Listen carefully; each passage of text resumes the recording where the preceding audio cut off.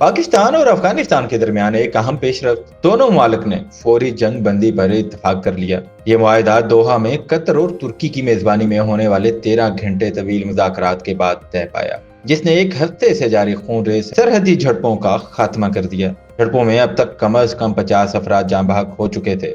मुआहिदे के तहत दोनों मुमालिक ने एक दूसरे की इलाकाई खुद मुख्तारी का एहतराम करने और सरहद पार शिद्दत पसंदाना कार्रवाइयों को रोकने का वादा किया है। मजीद मुज़ाकरात 25 अक्टूबर को इस्तांबुल में होंगे ताकि दोनों मुमालिक के दरमियान पायदार अमन की राह हमवार की जा सके। याद रहे कि ये तनाज़ा 9 अक्टूबर को उस वक्त शुरू हुआ जब पाकिस्तान ने तहरीक तालिबान पाकिस्तान के ठिकानों पर फजाई कार्रवाइयाँ की, जिसके जवाब में अफगान तालिबान ने ड्यूरेंट लाइन के अतराफ जवाबी हमले किए। अब सबकी नजरें इस बात पर मरकूज हैं कि क्या ये जंग बंदी जनूबी एशिया के इस नाजुक खित्ते में अमन की नई सुबह साबित होगी या एक आर्जी वक्फा।